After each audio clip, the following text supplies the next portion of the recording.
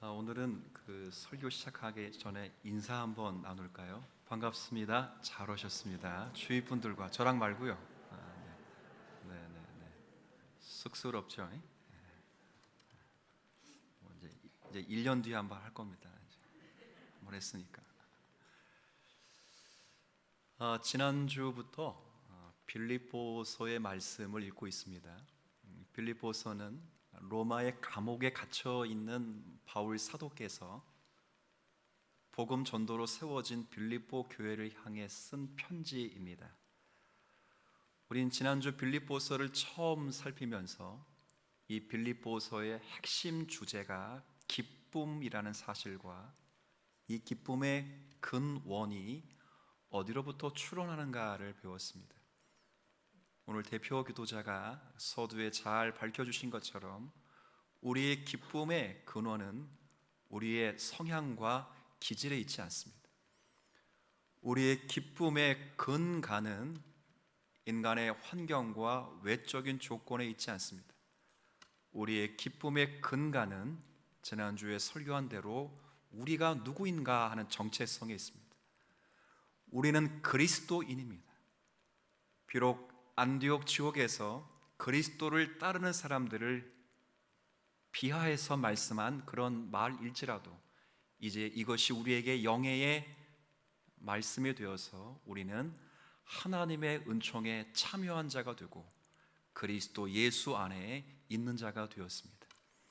여러분이 어떠한 조건에 있을지라도, 여러분의 성향과 기질이 어떠할지라도 여러분이 하나님 앞에 기뻐할 수 있는 것은 저와 여러분이 하나님의 은총을 머금고 살고 있으며 지금도 그리스도 예수 안에 하나님의 보호하심 속에 있다는 사실입니다.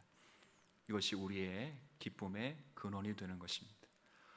오늘은 그 두 번째 시간으로 빌립보서 전체의 말씀 가운데 마치 핵심 요절과도 같은 9절 말씀을 따라 바울 사도의 확신이 뭔가 하는 것을 생각해 보려고 합니다. 우리가 읽은 본문 3절에는 감사라는 단어가 표현되어 있고 우리가 읽은 4절에는 기쁨이라는 단어가 표현되어 있습니다. 감사와 기쁨이라는 단어는 기독교 용어 가운데 굉장히 적극적이고 긍정적인 표현입니다. 그러나 이런 감사와 기쁨이라는 표현이 긍정적이고 적극적이지만 이 표현을 사도 바울께서 로마 감옥에서 했다는 것이 문제가 되는 것입니다. 과연 거기서 기뻐할 수 있을까? 거기서 감사할 수 있을까?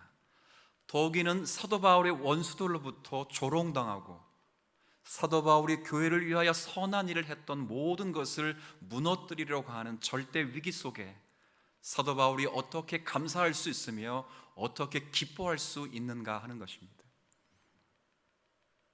오늘은 그 이야기를 여러분에게 드릴 텐데 두 가지 이유에서입니다. 첫 번째 이유는 간략하게 설명을 드리고 두 번째 이유는 우리의 확신이라는 이유 속에 여러분에게 조금 상세히 그리고 소상히 설명해 드리기를 원합니다. 왜 사도 바울은 빌립보 교회를 생각할 때마다 그리고 빌립보 교회를 위하여 하나님께 간구할 때마다 감사하며 기뻐할 수 있었겠습니까? 첫 번째 원인은 빌립보 교회 성도들이 사도 바울과 함께 복음을 진전시키는 일에 협력했기 때문에 그렇습니다. 우리가 읽었던 5절의 말씀 여러분이 한번 읽어주시겠습니까? 너희가 첫날부터 이제까지 빌립보 교회 성도들이 사도 바울이 복음을 전하는 일에 함께 뭐하고 있다고요? 참여하고 있다는 겁니다.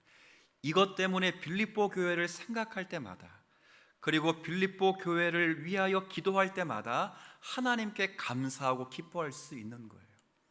얼마나 기뻤겠습니까? 복음을 위해 함께 수고하는 것. 조금 구체적으로 설명을 드리면 빌립보서 4장 말씀에는 이렇게 진전이 되어 갑니다. 빌립보서 4장의 15절 16절의 말씀입니다.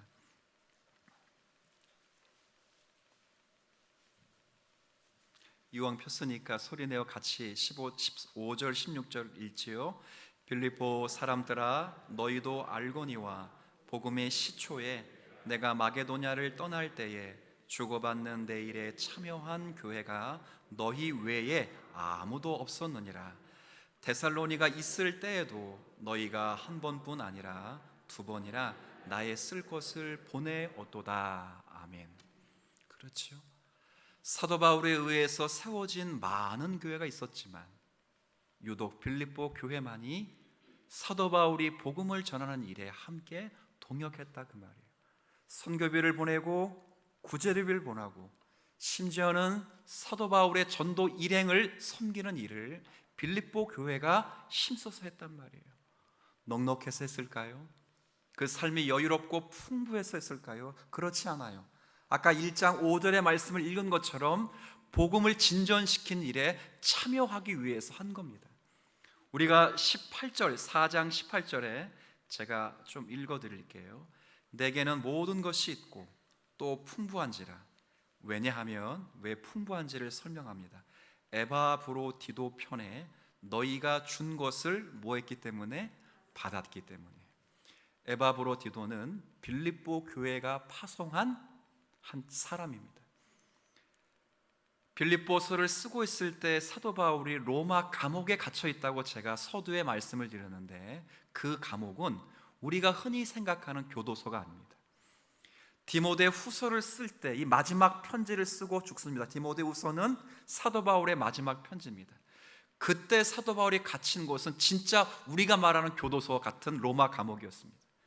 그러나 빌립보서를 쓸 당시에 로마 감옥은 우리가 말하는 교도소와 같은 감옥이 아니라 가택연금이었습니다. 그러게 가택연금에서 편지를 쓸 수 있는 이유가 그것 때문입니다. 그러나 가택연금은 반드시 연금이 됐을 때는 그 집세와 생활비를 본인이 부담을 해야 됩니다. 그러나 바울은 천막을 만드는 일을 합니다. 본인이 하루 일해서 하루를 벌어 먹어야 되는데 그만큼 일을 하지 못하면 본인 집세를 낼 수도 없고 생활비를 낼 수 없죠. 그걸 대줬다는 것입니다. 그러니 사도 바울이 빌립보 교회를 생각하고 간구할 때마다 하나님께 감사하고 기뻐할 수 있었던 것입니다. 저들이 복음에 진전시키는 일에 함께 하였다. 21세기를 살아가는 주님 사랑 교회를 바라보는 저의 마음도 똑같습니다. 제가 사도는 아닙니다. 지금의 사도가 있지는 않습니다. 그러나 사도의 마음처럼 제가 여러분을 향하여 감사할 수 있고 기뻐할 수 있는 것은 여러분이 저와 함께 복음을 진전시키는 일에 함께 모였기 때문에, 참여했기 때문입니다. 들은 설교의 말씀을 기억하고 그 말씀을 묵상하고 그 말씀을 기도로 표현하고 그 말씀대로 살기 위하여 노력하고 성경을 스스로 읽고 적용하면서 살아가는 그 일, 그리고 누군가에게 목회자의 심정으로 하나님의 말씀을 전하는 일, 제가 여러분을 볼 때마다, 그리고 선교사를 위하여, 그리고 선교적인 사업을 위하여, 전도적인 사업을 위하여 여러분이 물심양면으로 수고하고 애쓰는 그 일을 볼 때 제가 주님 사랑교회를 생각하고 주님 사랑교회를 위해 간구할 때마다 항상 하나님께 기뻐하고 감사하는 이유죠. 왜? 여러분들이 저와 함께 복음을 진전시키는 일에 뭐했기 때문에? 참여했기 때문에. 사도 바울이 기뻐하며 감사할 수 있었던 것입니다. 그러나 사도 바울의 감사와 기쁨은 이것이 아닙니다. 사도 바울 선생님과 함께 빌립보 교회 성도들이 복음에 참여한 것 때문에 감사하고 기뻐하는 것이 절대 아닙니다. 사도 바울이 빌립보 교회를 향하여 감사할 수 있었던 가장 큰 원인은 다름이 아니라 하나님이 저들에게 위대한 일을 시작하셨을 뿐 아니라 그 위대한 일을 완성하실 것이라는 믿음이 있었기 때문에 사도 바울은 기뻐하고 감사할 수 있었던 거예요. 자, 우리 다시 한번 1장으로 한번 돌아와 보십시다. 자, 1장 6절의 말씀을 같이 읽겠습니다. 시작. 너희 안에서 착한 일을 시작하신 이가 그리스도 예수의 날까지 이루실 줄을 우리는 확신하노라. 아멘. 이게 사도 바울의 기쁨과 감사의 원인이었어요. 조금 부연 설명을 드리면 사도 바울의 기쁨과 감사는 빌립보 교회 협력 때문이 아니에요. 사도 바울의 기쁨과 감사는 빌립보 교회가 복음에 협력한 것 때문이 아니라 빌립보 교회를 향해 행하시는 하나님의 일을 신뢰했기 때문이에요. 조금 말이 어려우면 쉽게 할게요. 사도 바울은 빌립보 교회를 믿었기 때문이 아니라 빌립보 교회를 위하여 일하시는 하나님을 믿었기 때문에 그는 기뻐하고 감사할 수 있었던 거예요. 자, 믿으십니까? 제가 여러분을 향하여 하나님께 기뻐하며 감사하는 것은 제가 여러분을 믿었기 때문에 기뻐하고 감사하는 것이 아니라 여러분을 향하여 시작하신 하나님의 구원의 일을 하나님이 주님 사랑 교회에 끊임없이 배설하시고 진행하시는 하나님이 주님 사랑 교회의 하나님이시기 때문에 믿는 거예요. 섭섭하십니까? 사람은 불완전한 것입니다. 만약에 저와 여러분이 내가 구원받은 이유가 내가 그리스도를 선택했기 때문이다 라는 것이 우리의 최종적인 답변이라면 이것보다 불행한 일은 없습니다. 왜 그러냐면 인간은 참 연약합니다. 의지는 박약하고 우리의 감정 또한 스스럼 없이 쓰러지고 넘어집니다. 언젠가는 확고했다가 언젠가는 또 불확정하죠. 예수님의 12 제자가 3년 동안 동고동락합니다. 수없이 많은 말씀을 듣고 더 많은 기적을 보고 그리고 하나님의 말씀을 배웠을 뿐 아니라 경험했습니다. 하나님이 장차 이루실 일도 가르침을 받았어요. 그래서 사도 베드로는 모든 사람이 다 예수를 버릴지라도 나만큼은 버리지 않겠다고 호언장담을 했습니다. 3일이나 갔을까요? 바로 그 다음 날 한 여종의 밀고를 따라 사도 베드로는 예수님을 닭 울기 전에 몇 번이나 부인했어요? 3번이나. 여실히 무너지는 거예요. 인간은 그런 존재예요. 하나님 앞에 충성하겠다고 생각을 하지만 자신이 계획하고 자신이 시작한 일이지만 그러나 자신이 계획하고 시작한 일조차도 완성하지 못하는 게 인간이에요. 주의 말씀을 듣고 그 말씀을 순종하며 살기로 다짐하지만 사람의 뒤통수를 보면서도 말씀을 까먹는 게 인간이라고요. 주옥 같은 말씀이 아닐지라도 주옥 같은 말씀이 강단상에서 선포될지라도 내 앞에 내가 싫어하는 사람의 뒤통수만 보면 말씀은 은혜가 안 되는 거예요. 이게 인간이에요. 목사님과 개인적인 감정이 상해서 목사님과의 개인적인 골이 깊어서 목사님으로부터 하나님 말씀이 전해져도 그 말씀이 가슴속 깊이 체험되지 않는 게 인간이에요. 그걸 제가 뭐라 그러는 게 아니라고요. 인간은 그런 존재라, 약하다는 거예요. 그러나 그럼에도 불구하고 우리가 확신할 수 있고 사도 바울 입장에서 빌립보 교회를 향한 사도 바울의 기쁨과 감사를 이룰 수 있는 것은 우리는 약하고 넘어지지만 우리를 붙드시는 하나님은 완전하시고 영원하시기 때문이라는 사실 때문이에요. 찬양 가운데 주는 완전합니다 라는 찬양이 있어요. 주는 뭐 완전합니다. 오늘 우리는 실수합니다. 그렇죠? 주의 뜻 이루기에 부족합니다. 오늘 하루 넘어집니다. 오늘 하루 난 쓰러집니다. 늘 긍휼을 부하는 죄인입니다. 늘 그래요. 근데 그 마지막 가사를 아십니까?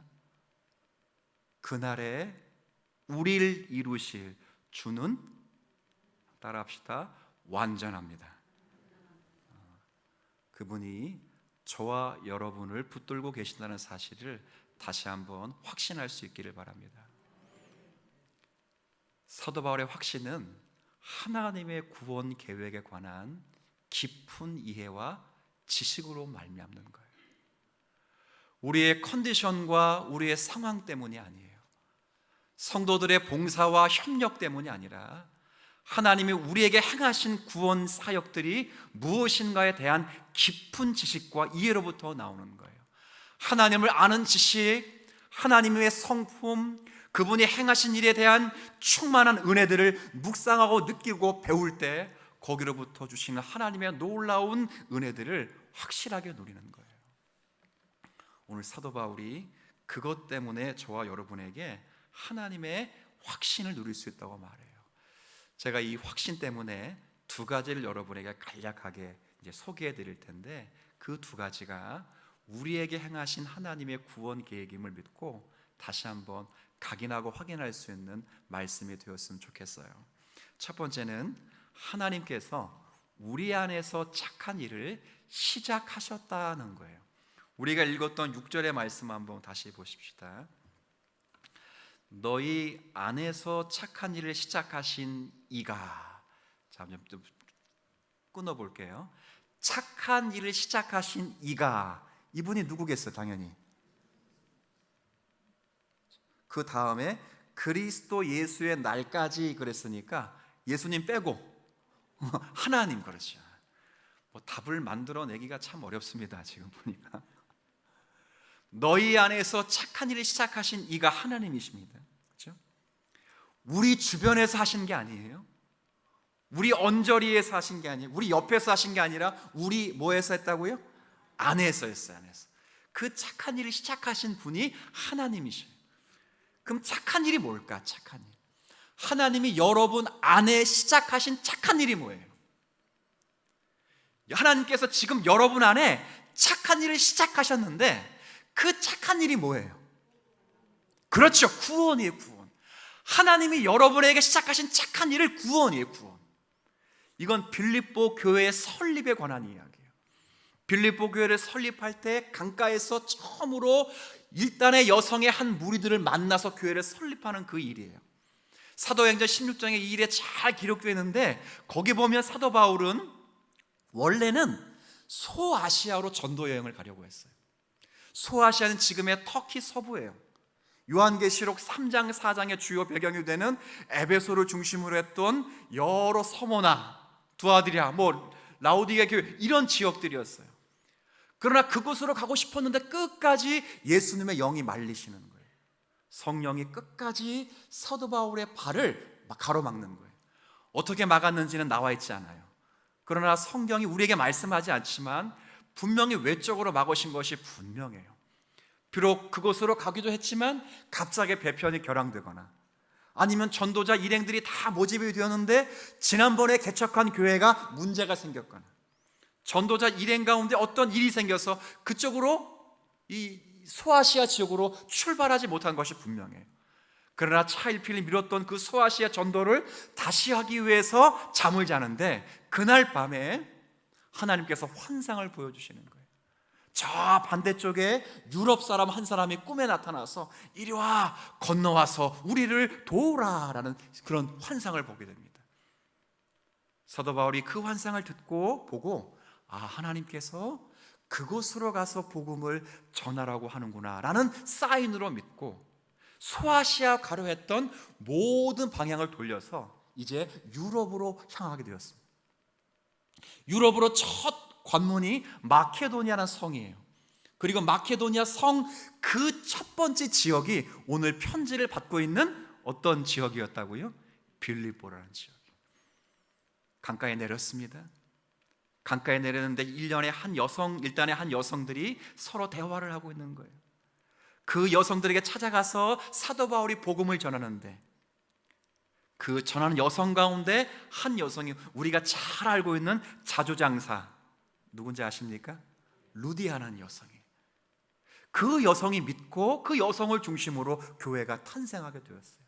그러나 성경은 그 교회가 탄생할 때 그 여인이 복음을 어떻게 받아들였는가를 사도행전 16장에 정확하게 말씀을 합니다. 사도행전 16장 한번 읽어볼까요? 14절 같이 읽습니다. 시작. 루디아라는 하는 한 여자가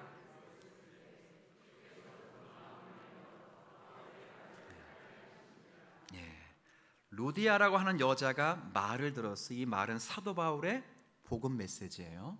자, 그런데 그 말을 듣고 있을 때 그가 복음의 문을, 마음의 문을 활짝 열게 하신 분은 누구예요? 하나님이시. 하나님. 자, 이게 눈으로 보이십니까? 사도 바울이 분명히 이제 물어보십시다. 복음을 전한 사람은 누굽니까? 사도 바울이에요. 그러나 그 복음을 반응하도록 그의 마음을 여신 분은 또 누구십니까? 하나님이시죠. 성경은 루디아가 믿음을 발휘해서 복음을 받아들였다 이렇게 말하지 않아요. 사도 바울의 메시지가 좋았다 이렇게 말하지 않아요. 물론 사도 바울의 공이 컸을 거예요. 빌립보 교회가 타동되는 시점에 사도 바울이 한 일이 결코 작지 않아요. 그러나 사도 바울은 자신이 한 일을 착한 일이라 말하지 않았어요. 자신이 한 모든 일은 하나님의 행하실 일이었다고 말했어요. 오히려 그 착한 일은 누가 하신 거라고요? 하나님이 하신 거예요. 여러분도 마찬가지예요. 여러분이 예수 그리스도의 복음을 언젠가는 들었어요. 전하는 자가 없이 누가 들을 수 있겠어요? 어떤 목회자로, 어떤 복음 전도자로부터 하나님의 말씀을 들었을 때 그 말씀을 여러분이 이해했다거나 그 말씀이 잘 들렸다거나 그 말씀을 내가 청종했다 결단했거나 믿음을 발휘한 게 아니에요. 오히려 믿음을 발휘하고 그 말씀을 믿어질 수 있도록 역사하신 분은 살아계신 하나님이신 줄 믿으시길 바랍니다. 그 일을 시작하신 분이 누구라고요? 하나님이에요. 내가 아니에요. 내가 아니에요. 내가 예수를 믿었다, 내가 믿음을 발휘했다, 내가 교회를 선택했다. No! 하나님이 창세전에 우리가 이해할 수 없는 사랑의 근원을 통해 하나님의 자비롭고 하나님의 특별하신 방식으로 그리스도와 예수 안에서 우리를 선택하시고 우리가 이 땅을 밟고 살아가는 동안 그의 복음을 들을 수 있도록 우리의 마음을 밝히 열어주시며 성령 하나님이 우리의 마음 감동의 중앙에 임재하게 하셔서 들은 그 말씀을 반응하게 하시고 이해하게 하시고 그 말씀을 따라 살아갈 수 있도록 거룩한 삶을 살아갈 수 있도록 우리에게 역사하시는 하나님이신 줄 믿으셨으면 좋겠어요. 그분은 하나님이시죠. 우리 아버지도 아니에요. 주님 사랑교회 담임 목사 안종성도 아니에요. 심지어는 성경 자체도 아니에요. 성경을 기록하게 하시고 성경이 들려지게 하시고 목회자의 말씀이 들려지게 하시는 하나님이신 줄 믿으셨으면 좋겠어요. 우리 자녀들을 그렇게 축복해야 돼요. 우리 이승 장로님 그 이야기도 울컥 하셨잖아요. 울컥 하신 건 맞죠? 가다가 까먹은 건 아니지 뭐. 울컥 하셨잖아요. 울컥. 그 아이를 구원시킨 건 부모가 아니야.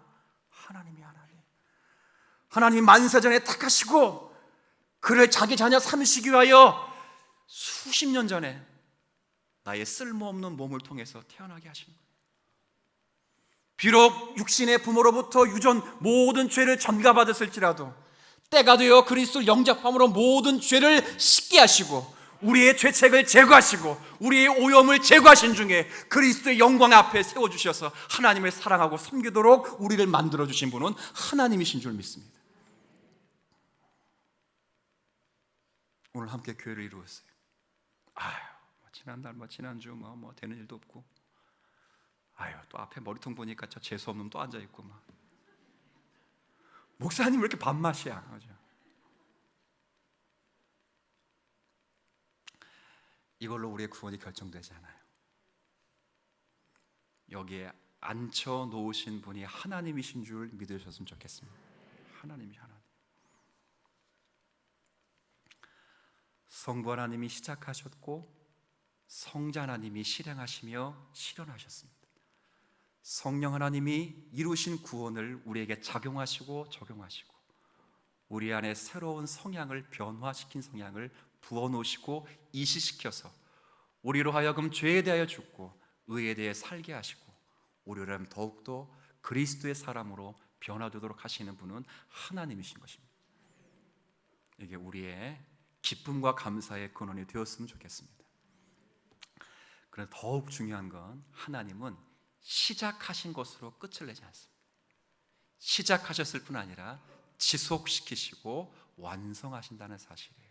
다시 한번 6절 말씀을 읽어보죠. 빌립보서 1장 6절입니다. 너희 안에 착한 일을 시작하신 이가 그 다음 그리스도 예수의 날까지 이루실 줄을 우리가, 여러분도 믿으십니까? 여러분을 회심시켰다면 회심시킨 것으로 손 놓지 않고 여러분을 거룩한 성화의 완성으로 이끌어 가실 것을 믿으십니까? 너희를 회심시켰으니 나머지는 너희가 책임지라, 그렇게 말씀하지 않고 지금도 회심한 성도가 영광의 자리에 앉도록 여러분을 과정하시고 여러분을 북돋우시며 여러분을 막으시며 여러분을 책망하시며 여러분을 인도하시는 하나님이심을 믿으십니까? 그분이 완성하시는, 그게 얼마나 감사해. 부모가 자녀 태어나게 해놓고 나머지는 네 인생이다, 그럼 얼마나 살겠어요? 그 아이를 품어놓고 부모를 대신하여 살아갈 수 있을 때까지 정말 모든 것을 쏟아 붓는 거지. 하나님은 이와 견줄 수 없는 은혜를 우리에게 주시는 거예요. 이런 하나님의 구원의 깊은 기에 이해가 없으면 우리는 날마다 흔들려, 우리는 날마다 쓰러지고 넘어질 수밖에 없는 거예요. 우리를 지휘하시고 우리를 조종하시며 우리를 막으시며 우리에게 때로는 북돋으셔서 우리를 이끄시는 분은 바로 하나님 아버지시라는 사실이 얼마나 감사한 줄 모릅니다. 제가 언젠가 설교 시간에 여러분에게 이야기해 드린 적이 있어요. 하나님 한번 곰곰이 한번 스스로 점검해 보세요. 하나님이 여러분을 구원시키셨다면 여러분이 못나고 부족하고 여러분이 실수하고 여러분이 못됐더라도 하나님이 그 구원을 포기하시겠습니까? 우리 교회 성도는 너무도 잘 알아요. 절대 안 해요. 그걸 보여주는 책이 출애굽기라고. 출애굽 백성들은 이 세상이, 그리스도가 이 땅에 오시기 전까지 이 세상이 어떤 누구도 경험할 수 없는 이적을 한 번에 보았어요. 10가지 이적이 자신들의 눈앞에서 불과 얼마 지나지 않아 쫙 펼쳐지는 거예요. 세계에서 가장 강대국인 이집트의 파라오가 더 이상 불가항력이라고 해서 자신들의 신의 이름으로 이스라엘 백성들을 내어주었다고. 내어주었어요. 그냥 내어준 것이 아니라 모든 것을 전부 동원해서 금가락지, 은가락지, 먹을 거, 짐승들 전부 가져갈 수 있게 해줬다고요. 그리고 홍해바다를 마른 땅같이 건넜다고요. 한강 자체도 우리가 갈라진 역사를 본 적도 없는데 홍해바다가 마른 땅같이 건넌 그 땅, 그 길을 걸어갔어요. 그러나 조금 지나서 먹을 것이 없다고 이스라엘 백성들 얼마나 원망합니까? 차라리 애굽을 떠나지 않았다면 거기서는 그래도 먹을 것이 많았는데 차라리 돌아가자. 근데 묻습니다. 돌아갔습니까? 못 돌아갔습니까? 못 돌아갔지. 민주주의 회의에서 안건이 부결됐기 때문에 못 돌아간 겁니까? 아닙니다. 하나님이 돌아가지 못하도록 하시는 거예요. 반드시 가나안 약속의 땅까지 들여보내셔요. 준비가 되지 않았어? 40년 동안 뺑뺑이를 돌리는 거지. 이게 우리 인생이에요. 약속을 주시고 약속의 땅에 이르기까지 40년의 과정이 필요하듯이 우리의 구원을 허락하시고 구원의 결과인 영광을 누리기까지 하나님은 우리에게 이 땅의 인생을 허락하시는 중에 구원의 백성답게 빚어가시는 게 필요한 것뿐이지. 그러나 그 기간이 끝나면 반드시 이스라엘 백성들이 약속의 땅 가나안 땅에 들어간 것처럼 저와 여러분을 구원의 완성으로 초대하실 것을 믿으셨으면 좋겠어요. 그분이 시작하셨을 뿐 아니라 지속시키시며 완성하시는 하나님이셔요. 그렇지 않아요? 내 의지력과 갈망이나 이해력에 달려있는 것이 아닙니다. 하나님은 자신이 시작하신 일을 반드시 끝내신다는 확실한 사실에 달려있어요. 근데 우리의 환경은 왜 그렇습니까?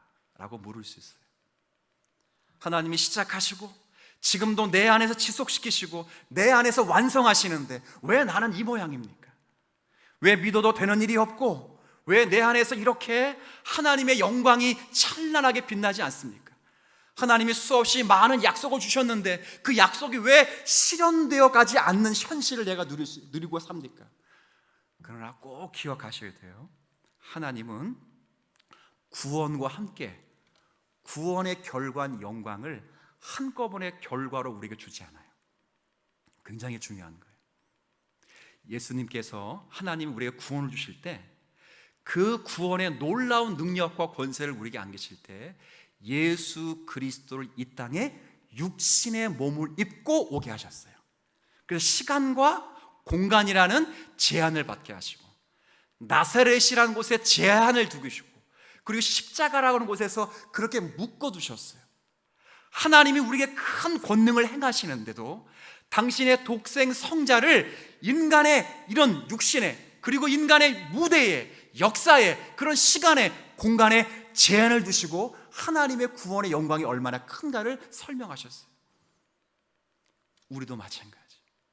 우리가 이 땅을 살아가면서 하나님이 우리에게 구원의 큰 걸 주었는데도 약속의 신비로운 걸 주었는데도 왜 우리에게는 여전히 이렇게 작은 것밖에 없습니다 하고 불평할 수 있을 것처럼 보이지만 그러나 그 모든 기간이 한 번만 따라해 봅시다. 하나님의 지혜다. 지혜요, 지혜. 하나님의 놀라운 지혜예요. 제가 일부 예배 때도 말씀을 드렸는데 저와 함께 이렇게 스터디 모임 하시는 목사님 그 교회에 담임을 하시는데 그 교회의 초등부 아이가 암에 걸렸어요. 암. 그래서 결국은 병원에서 희망이 없다고 해서 할 건 기도밖에 없어서 부모님 믿음이 좋지도 않았어. 그래서 교회가 정말 뜨겁게 기도했어요. 뜨겁게. 교회가 아주 크진 않기 때문에 함께 기도 제목 나누면 다 할 수 있는 그런 교회였어요. 근데 놀랍게 하나님이 역사하셔서 그 아이가 암이 싹 사라져요. 정말 싹. 부모가 얼마나 감사했겠어요. 열심히 신앙생활 6개월 동안 하는 거예요. 근데 놀라운 건 6개월 후에 그 아이가 교통사고로 죽었어요. 어떻게 설명할까요? 이거 어떻게 설명할까요?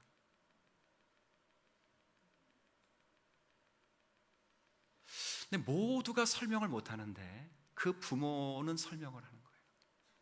자기들의 믿음이 없었거든요.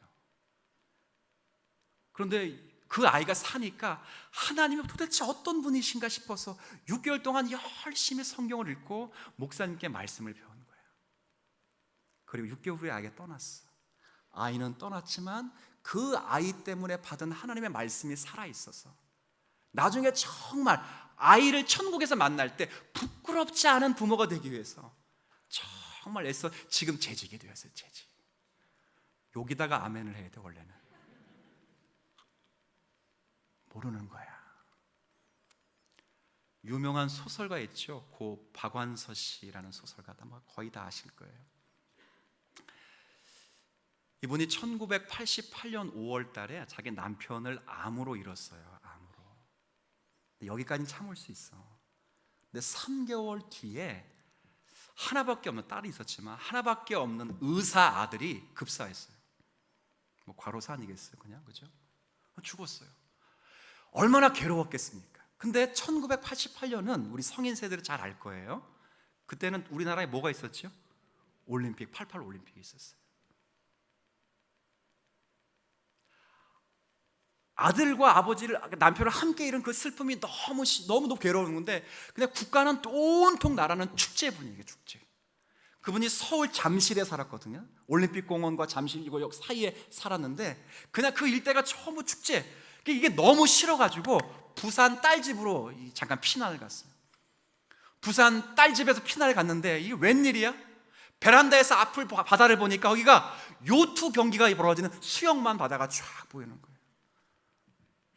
속이 뒤집어지죠. 그러면서 그날 글을 썼어요. 그 글이 지금도 남아 보존돼 있어요. 제가 그 글을 읽어드릴게요. 짧은 글이니까. 오나가나 그놈의 88 올림픽 정말 미칠 것 같다. 서울집이 잠실 경기장과 올림픽 공원 사이에 있어 그 들뜬 야단 법석이 싫어서 부산 딸집까지 내려왔는데 그놈의 축제가 여기까지 따라올 게 뭐람. 내 아들이 죽었는데도 기차는 달리고 계절은 바뀌고 아이들이 유치원 가려고 버스를 기다리고 있다는 것까지는 참아주었지만 88 올림픽이 여전히 열리리라는 건 도저히 참을 수 없을 것 같다. 내 자식이 죽었는데도 고을마다 성화가 도착했다고 잔치를 벌이고 춤들을 추는 걸 어찌 견디랴. 만일 내가 독재자라면 88년 내내 아무도 웃지도 못하게 하련만. 이러고 있었어요. 제가 왜 이런 얘기 할까요? 예수 믿는 우리의 인생도 이럴 때가 많다는 거예요. 성경의 모든 위대한 약속은 다 받았는데 실제 그 위대한 약속이 영광으로 현실에 누려지지 않는 것처럼 보일 때가 참 많아요. 우리가 아프고 신음할 때가 참 많아요. 그러나 내가 아프고 신음할 때도 하나님은 세상을 태양이 지나가듯이 지나가게 하여. 참 신기해요. 태양이 지나갈 때 그늘이 생기는 것처럼 내 아픈 곳, 내 슬픔은 아랑곳하지 않고 세상은 그냥 울러가. 마음의 그늘은 더 생겨. 그러나 그럴지라도 하나님은 우리를 빚어가시고, 그러나 그 상황에서도 하나님은 우리를 완성하셔서 저와 여러분이 여기까지 온 거 아니겠습니까? 그 하나님이 살아계신 하나님이요, 그 하나님이 우리의 하나님이심을 믿으셨으면 좋겠어요. 어떻게 이 일을 시작하는 것을 알 수 있을까? 제가 알 수 있는 방법을 알려드릴게요. 7절입니다. 제가 읽으면서 같이 읽읍시다. 그럼 같이 읽으면 돼요. 7절. 내가 너희 무리를 위하여 이와 같이 생각하는 것이 마땅하니 이는 너희가 내 마음에 있음이요 나의 매임과 함께 있습니다. 복음을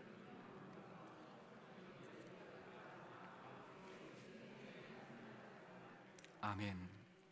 두 가지가 나와요. 복음의 변명과 복음의 확정함. 이게 있으면 여러분 안에 하나님이 착한 일을 시작하셨다는 거예요. 변명은 뭔가?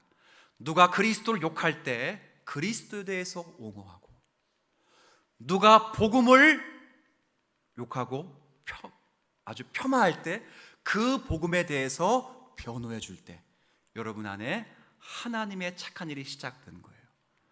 누군가에게 예수를 전하고 누군가에게 주의 복음을 전하고 있으면 여러분에게 착한 일이 시작된 거예요. 여러분 안에 거룩을 사모하고 하나님의 기쁘신 뜻이 무엇인지를 사랑하고 있다면 여러분 안에 하나님의 일은 시작된 거예요. 나의 나됨이 전부 하나님의 은혜라고 말하고 있다면 하나님의 일은 이미 시작된 거예요. 그 일은 주님이 지속하시고 완성하실 것인데, 그 하나님은 살아계신 하나님이요, 그 하나님은 우리의 인생을 붙드시고 우리의 삶을 주관하시는 그런 하나님이심을 믿고 나에게 희망을 걸지 말고, 교회 자체에게 희망을 걸지 말고, 교회를 지금도 운영하시며 이 교회의 머리이신 그리스도와 하나님께 우리의 모든 소망을 거는 사랑하는 권속들이 되시기를 부탁드립니다. 하나님.